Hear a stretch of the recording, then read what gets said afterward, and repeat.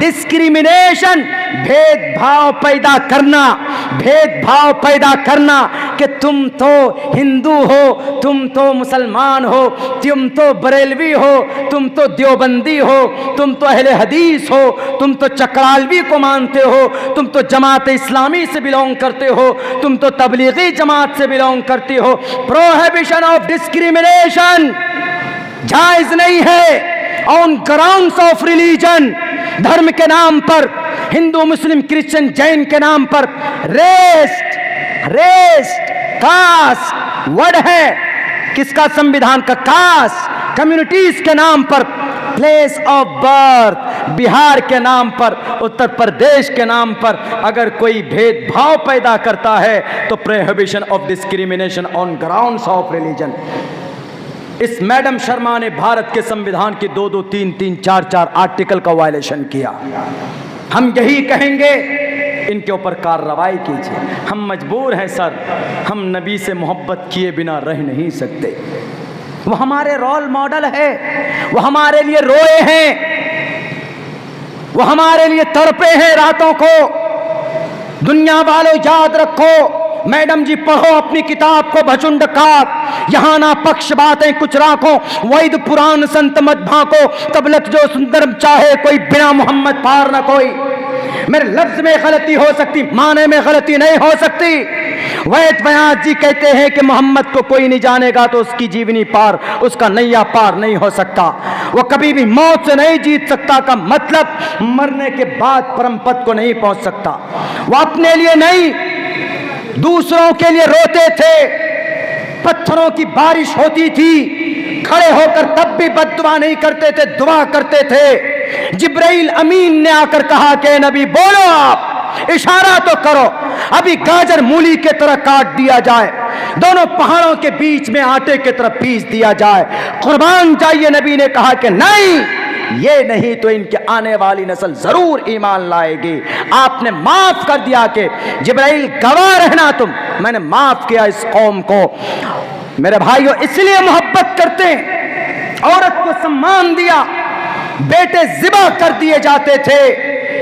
एक इलाके में बेटियों को जिबा किया जाता था, युज़ब्बिहूना अबनाकुम व यस्तहयूना निसाकुम, औरतों को गुलाम बनाया जाता था, बांदिया बनाकर रख दिया जाता था, उनकी इज्जत लूटने के लिए, उनके आबरू को तार तार करने के लिए आप अलैहिस्सलातु वस्सलाम आए। अगर कोई गुलामा थी, कोई बांदी थी, आपने उनको भी सम्मान दिया था। बेटी थी, उनको भी आपने घर की इज्जत बताया। माँ थी, ये कहा कि माँ की इज्जत कर लो, माँ के कदम के नीचे जन्नत। याद रखो, वो चले तो गए हैं इस दुनिया से मैडम शर्मा, लेकिन हमारा अकीदा है कि इस धरती के ऊपर जितनी मोहब्बत इस धरती की मोहब्बत से हम करते, धरती की इस ज़मीन से हम जितनी मोहब्बत करते, उतनी मोहब्बत हम अपनी नबी के सुन्नत से, नबी की फरमान से, नबी की ज़ात से करते।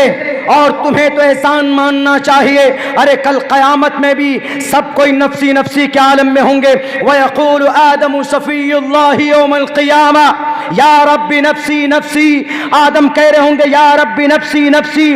वयक़ूलु इब्राहीम खलीलुल्लाह, अल्लाह के खलील इब्राहीम भी कहेंगे या रब्बी नफ्सी नफ्सी।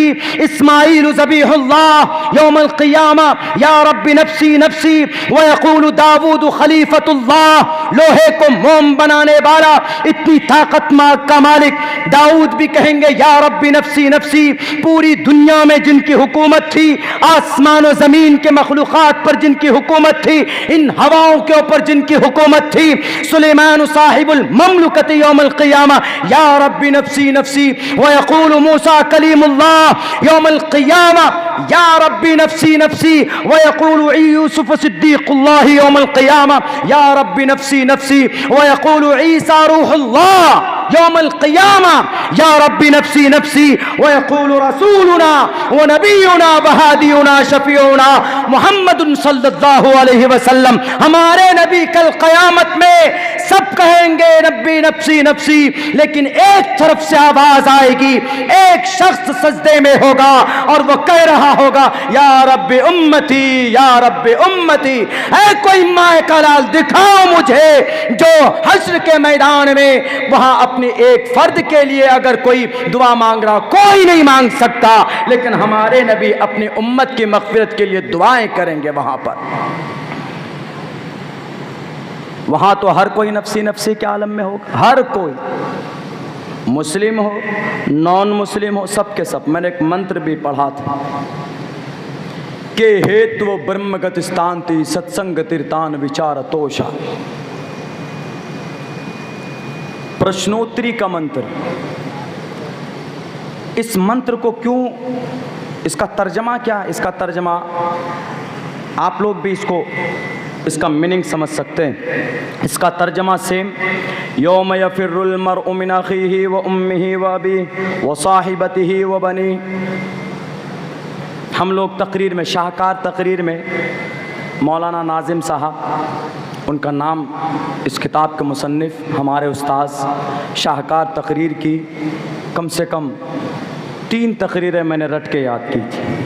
पढ़ने के ज़माने में चूँकि उलमा तालिब इल्म का बहुत बड़ा मजमा, मैंने 63 तकरीरें रट के याद की थी पढ़ने के ज़माने में। स्टेज पर आकर मुकर्रिर बनने का सपना नहीं था, कुछ भी नहीं था, हमने उस हिसाब से मेहनत भी नहीं की थी। लोग ने एक अभी आंध्र प्रदेश गए, अभी 18 तारीख को वहीं का प्रोग्राम था। उस प्रोग्राम मेरे ख़्याल से मेरी ज़िंदगी का वो सबसे अहम प्रोग्राम, बल्कि ये कहूँ नंबर 1 का प्रोग्राम था। उसकी वजह ये थी 4 दिन में प्रोग्राम की तैयारी हुई, 4 दिन। उस प्रोग्राम की परमिशन डीजीपी एसपी से नहीं लिया गया, डीएम या एसडीएम से नहीं लिया गया, डायरेक्ट चीफ मिनिस्टर से लिया गया, क्योंकि वहाँ का जो विधायक था वो चीफ मिनिस्टर के पास ही था। कुछ चर्चा हो रही थी तो बच्चों ने फ़ोन किया कि सर कहाँ प्रोग्राम कर रहे हैं, परमिशन नहीं मिल रही। अच्छा नहीं मिल रही, कोई बात नहीं। डायरेक्ट चीफ मिनिस्टर की सेक्रेटरी से बात करके, चीफ मिनिस्टर साहब से बात करके प्रोग्राम कराया। आंध्र प्रदेश का निज़ाम इतना अच्छा हमको लगता, अभी गए, हम पहली बार गए वहाँ पर प्रोग्राम में, वहाँ का निज़ाम इतना अच्छा कि हम लोगों के यहाँ तो वो जो वृद्धा आता है वो अकाउंट में आता है, किसी का 6 महीने से बंद है, किसी का 4 महीने से बंद है, कब ब्रेक लग जाए कुछ पता नहीं। इंदिरा आवास आता है तो कटौती हो जाती है, बहुत सारी बातें। लेकिन वहाँ का निज़ाम इतना अच्छा है कि हर 50 घर में एक वॉलंटियर है, वॉलंटियर्स हैं बहुत सारे, एक वॉलंटियर 50 घर में। महीना के 1 तारीख होते होते वो वॉलंटियर घर में पहुंच जाता पैसा लेके। लो भाई, 45 साल से अधिक उम्र की जो औरतें हैं उनको सालाना 18,000 रुपये, और टोटल माओं को 15,000 रुपये वो देते हैं। किस लिए? हर महीने में। किस लिए? बच्चों को सिर्फ पढ़ाने के लिए, सालाना बच्चों को पढ़ाने के लिए, और पढ़ाने के लिए जो है वो है फ्री में। खैर बहुत अच्छा लगा, क्या है नहीं वल्लाह आलम, उधर नहीं जाना चाहता हूँ। तो वहाँ से मिली उनको परमिशन डायरेक्ट। 4 दिन में प्रोग्राम तय हुआ। हमने 2 दिन छुट्टी के लिए रखा था, लेकिन बोला हज़रत ऐसा ऐसा शान मुस्तफ़ा में प्रोग्राम। हमने कहा शान मुस्तफ़ा का मतलब प्रोटेस्ट? बोला हाँ सर प्रोटेस्ट है। गए, वहाँ जाने के बाद मौसम बहुत अच्छा, मेरे ख्याल से 10,000 का मजमा था। ऐन मौके पर 8 साढ़े 8 पर मेरा बयान रख दिया। मेरा ही बयान सबसे ज़्यादा था वहाँ पे, 30 मिनट का, बाकी किसी का 2 मिनट, किसी का 3 मिनट, किसी का 5 मिनट, किसी का 15 मिनट, 30 मिनट का मेरा रखा गया। हमने बात की। जैसे हमने बात शुरू की, बारिश आनी शुरू हो गई। बारिश आ जाए कोई नहीं रुकता, सब भाग जाता है। बस कुछ नहीं, हमने सिर्फ एक बात कही कि लोग तो सड़कों पर बहुत प्रोटेस्ट करते हैं, आज तक बहुत के नबी की शान में, हम नबी के आशिक हैं। आज पता चलेगा, देखें कौन कौन नबी का आशिक, क्योंकि नबी ताइफ के मैदान में पत्थर की बारिश में थे। क्या हम अगर नबी से मोहब्बत करते हैं तो आज पानी की बारिश में नहीं रह सकते? मेरे भाइयों, इस जुमले ने अल्लाह की तरफ से जुमला बुलवाया और सब ऐसे जुड़ गए। ऐसे मेरे पास उसका वीडियो मौजूद। बिजली नहीं कड़कती अपने यहाँ, कितने खतरनाक कड़कती, बिजली कड़क रही, बारिश तेजी के साथ हो रही, तकरीर जारी। ये माइक पे, मेरे होंठ माइक पे लगते थे तो करंट लगता था, इस पे करंट आ चुका था। न माइक रुका, न मजमा, भागा वहां से, न लाइट गई। क्रिश्चियन भी शामिल थे, हिंदू की एक साध्वी भी शामिल थी उस प्रोग्राम में। 1.5 घंटे बारिश हुई, पुलिस प्रशासन के लोग भी नहीं गए। 1.5 घंटे मुस्तकिल बारिश में वो प्रोग्राम चला और कामयाब तरीन प्रोग्राम चला। हमने कहा कि ये है सच्चे आशिक़ रसूल।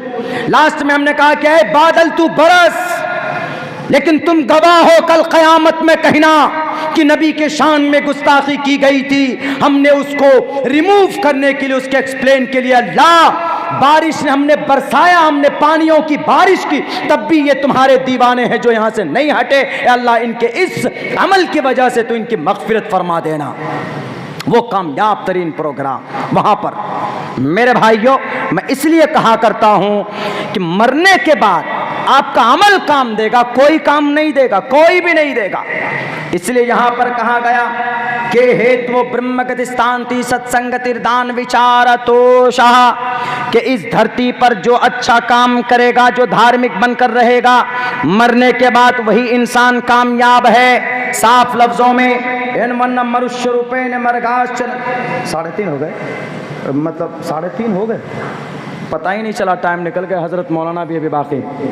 बस मैं थोड़ी सी देर और बोलकर 2-4 मिनट में अपनी बात पूरी करता हूँ, क्योंकि हज़रत मौलाना का भी बयान होना है, भाई उनका भी हक़ है। हम तो बोलते ही रहते हैं, छोटी मोटी बातें हमारी होती रहती है। कामयाब बात हज़रत मुफ्ती अब्दुल गफ़ूर साहब हैं और भी दीगर मुक़र्रिरीन हैं, और कल कामयाब प्रोग्राम आप लोगों का होगा। लेकिन आखिर में इतनी बात कह रहा हूँ कि जो बात हम लोग अपनी ज़ुबान से करते हैं वो बात हम अपनी अमली ज़िंदगी पर लाने की कोशिश करें, और आपका अमल ही आपके साथ जाएगा। तकरीरें, कहने की बातें, सुनने की बातें, अगर अमल नहीं तो फिर वो बातें बेकार। लेकिन मेरे भाइयों, मुझे बड़ी खुशी हुई है आपके इस जलसे में आकर। जैसे ही सेक्रेटरी साहब और हज़रत मौलाना साहब गए थे, वहीं टाइम लेने के लिए दस्तारबंदी का नाम सुना। मैं दस्तारबंदी के प्रोग्राम को अव्वल नंबर पर रखता हूँ।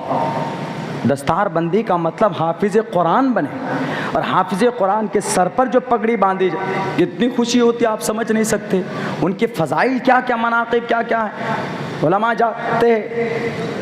मैं हाफिज़ कुरान जब बना था 11 साल की उम्र में, तो 1 हफ्ते से मैं इस खुशी में था कि मेरे सर पर दस्तार बांधी जाएगी। इतनी खुशी उस दिन भी नहीं होती है जवानों की जिस दिन शादी होगी, लेकिन जो खुशी होती है जिस दिन दस्तार फजीलत बांधी जाती है, उस दिन एक मोहर लगती है कि मैं हाफिज़ कुरान, अल्लाह के 30 पारों को, कुरान के 30 पारों को 3,22,000 अल्फाज को सीने में महफूज किया। अल्लाह से बात करना हो तो क्या करते हैं, कुरान पढ़ते, और कुरान ही सीने में महफूज। कितनी खुशी होती है हाफिज़ कुरान पैदा हुए। एक हाफिज़ कुरान की फजीलत क्या है, 10-10 आदमियों को जन्नत पर लेकर जाएंगे। मेरे भाइयों, ये बहुत खुशी का मकाम है आपकी बस्ती के लिए, और इस मदरसे को आप लोग गांव वाले खुसूसन, अभी तक तो आप लोगों ने मेहनत की, ताउन किया है, अल्लाह आपको इसका जज़ा देगा, बदला देगा, नेकियां देगा। लेकिन और ज़्यादा इस नाजुक माहौल में जब अग़यार और दुश्मनान इस्लाम ऑफ द वर्ल्ड, दुनिया के दुश्मनान जब हमारे मदरसों को मिटाने चले हैं, ऐसे वक्त में मदरसे को खड़ा रखना, उनकी जगह पर उलमा की हिम्मत को ना तोड़ना, वरना ये 2 साल में कोरोना ने उलमा किराम की हिम्मतें तोड़ दी। मधुबनी में एक मदरसे में गया, मैंने सोचा मगरिब की नमाज़ पढ़ूं, दस्तारबंदी के प्रोग्राम में सन 2018 में वहाँ गए थे हम, तो वहाँ गए तो इतने बड़े बड़े जंगल मदरसे में। पूछा क्या हुआ मौलाना, बोला मौलाना कोरोना की वजह से कलेक्शन बंद हो गया, चंदा बंद हो गया, उलमाए किराम अपने अपने तिजारत में लग गए, कोई कहीं चला गया, कोई कहीं चला गया। ऐसी सूरत हाल मत पैदा होने दीजिए। आपका कहीं मदरसा है तो आपको भूखा रहना पड़े, 2 रोटी के बजाय 1 रोटी खाइए, 1 रोटी मदरसे के अंदर पहुंचाइए, तब देखिए मदरसे की शान। मदरसे को बाकी रख रहे हैं, गोया आप शरीयत को बाकी रख रहे हैं। मदरसा बाकी नहीं तो शरीयत की बका की कोई सोर्स नहीं। हिंदू धर्म के अंदर क्यों इतने अकायद बातिल अकीदे आए, क्योंकि उनका कोई पाठशालाएं नहीं। ग्रंथ मौजूद है, लेकिन उन ग्रंथों को पढ़ने के लिए पाठशालाएं नहीं है। अगर पाठशाले होता तो ग्रंथ पढ़ाया जाता, ग्रंथ पढ़ाया जाता तो कॉन्सेप्ट अच्छा होता, अकीदे अच्छे होते, ईश्वरीय ग्रंथ में जो अच्छे पैगामात है वो लोगों के बीच में होते। इसलिए आपका मदरसा ख़त्म हो गया तो आपकी शरीयत ख़त्म हो जाएगी। शरीयत चली गई, लाख हज़ार नमाजें पढ़ लो शरीयत के ख़िलाफ़, रोज़े रख लो शरीयत के ख़िलाफ़, फ़िरक़े अगर गुमराह बन गए, फ़िरक़े बातिला, फ़िरक़े ज़ाल्ला अगर बन गए तो उसके बाद फिर कोई आपकी कीमत नहीं होगी, न दुनिया में न मरने के बाद। अल्लाह तबारक व तआला से दुआ करता हो कि अल्लाह सुब्हानहू व तआला इस मदरसे को आबाद करे और इस मदरसे के अंदर दीन दुगनी रात चौगनी तरक्की अता फरमाए। जितने भी लोग हैं टोटल ज़िम्मेदारान को बढ़ चढ़ कर खुलूस व लिल्लाहियत के साथ काम करने की तौफीक अता फरमाए। बहुत बहुत शुक्रिया, जज़ाकल्लाह। अस्सलामु अलैकुम व रहमतुल्लाहि व बरकातहू। हज़रात, आज का हमारा ये तारीख़ी इजाज़